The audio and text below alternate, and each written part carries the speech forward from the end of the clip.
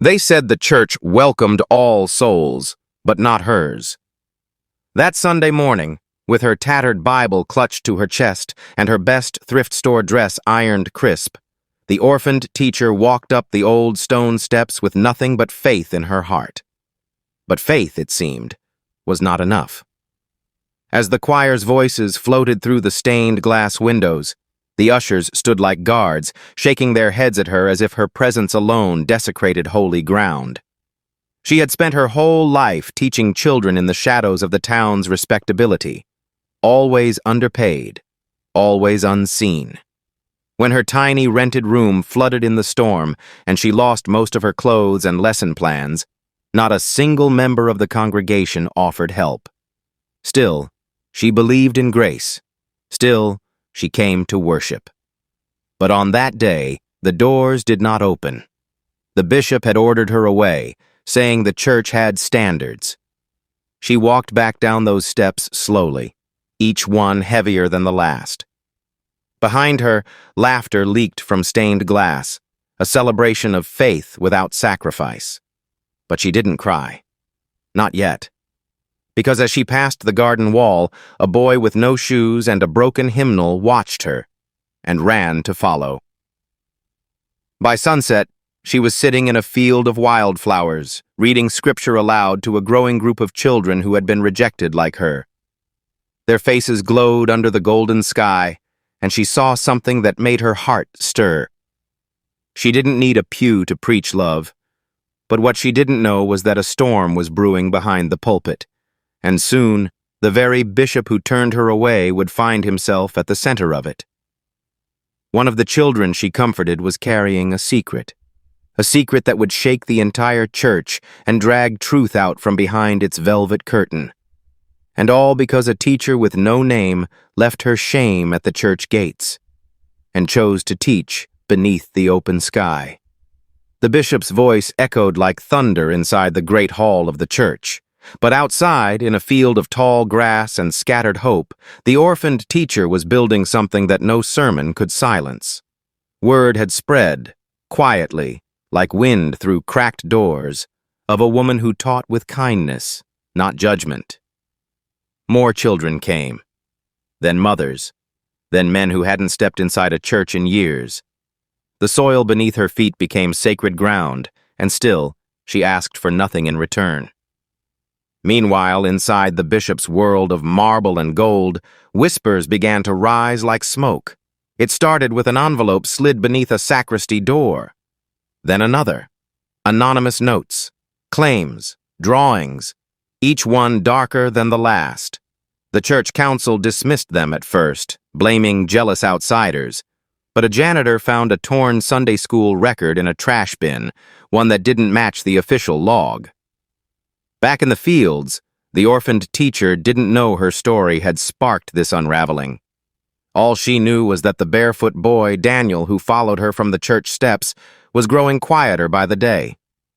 He stopped laughing, flinched when voices rose, and then one evening, while the stars blinked silently above, he handed her a sealed envelope with trembling hands and ran. She didn't open it right away. Instead, she held it against her chest and looked toward the steeple glowing in the distance. The same place that had rejected her. The same place where Daniel's mother, a widow, had once begged for help and received only a cold glance. The letter was not long, but it shattered something inside her. It told of private meetings, of locked doors, of a child's confusion turned into shame. The bishop, it said, had not just rejected the poor. He had used them. The letter ended with a plea. Don't be afraid to speak. The teacher knew that if she said a word, she would be accused, mocked, maybe even destroyed. But if she stayed silent, others would suffer. And so, with trembling hands and the fire of every injustice she'd buried rising in her blood, she walked into town the next morning. Not toward the school where she belonged, but toward the courthouse steps. She wasn't ready for what waited there. The sun rose behind her like a witness as the orphaned teacher climbed the courthouse steps. She carried only the letter and a heart cracked wide open with fear. The air was stiff with silence, too early for crowds, too early for comfort. But by noon, the whisper had turned into wildfire. She had named the bishop. The same bishop who christened their children, buried their dead, and blessed their weddings. And now she had accused him of the unspeakable. She thought the truth would open eyes. Instead, it closed doors. Parents who once sent their children to her field now yanked them away. A teacher from the school board asked her not to return. Her landlord left her belongings outside her room, claiming rent had lapsed. The town she had served with open hands now treated her like a curse. The bishop stood tall behind the pulpit that Sunday, dressed in white and gold, his voice cracking with false humility as he wept before the crowd. "Lies," he said, "from a broken woman with no roots, no family, no faith."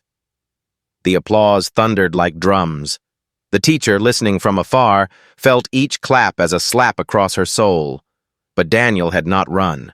He returned to the field, knelt beside her, and gave her his journal, filled with pages of moments too dark for childhood. And then another girl came. Then another boy. One by one, the children brought their truths, stitched in silence for years. She gathered them like pieces of a broken window and built a picture too sharp to ignore.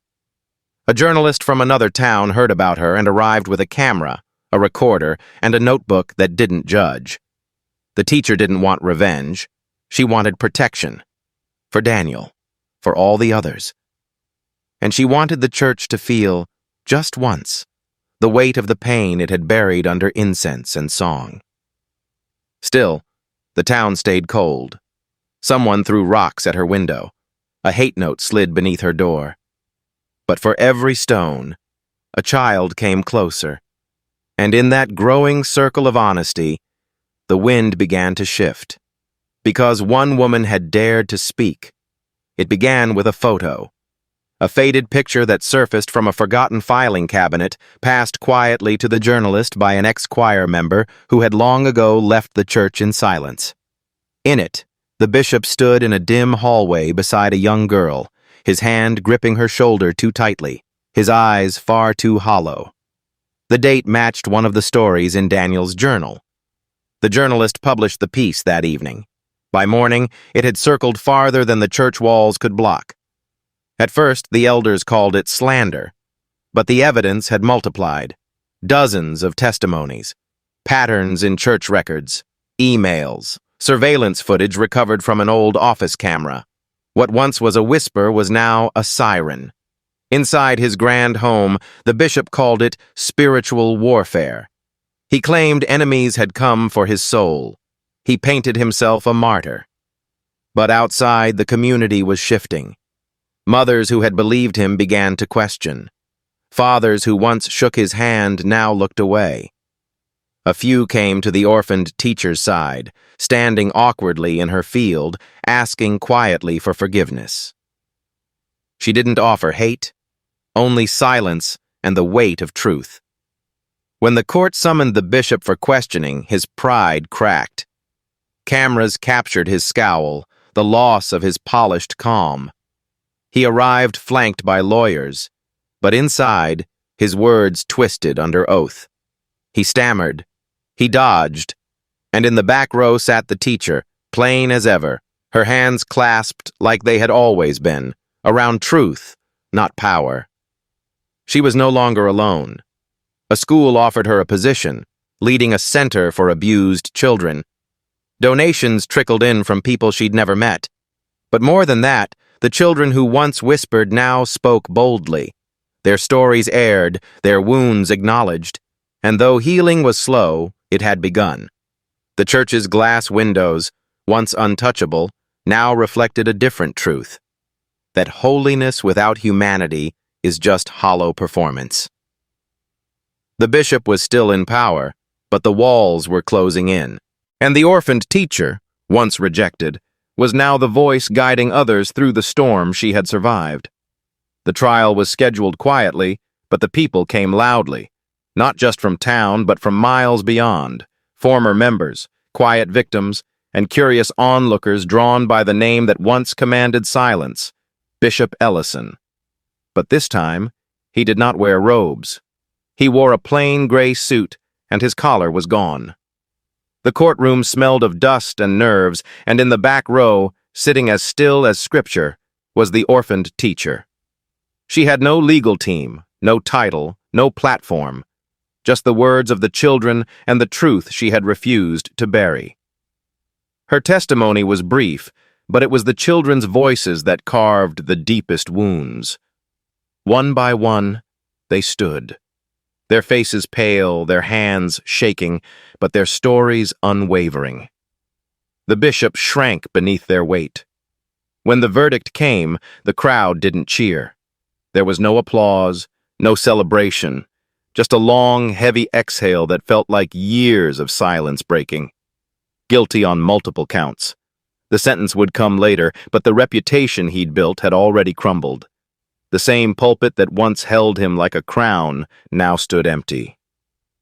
The teacher walked home alone, not because no one wanted to walk with her, but because she needed the silence.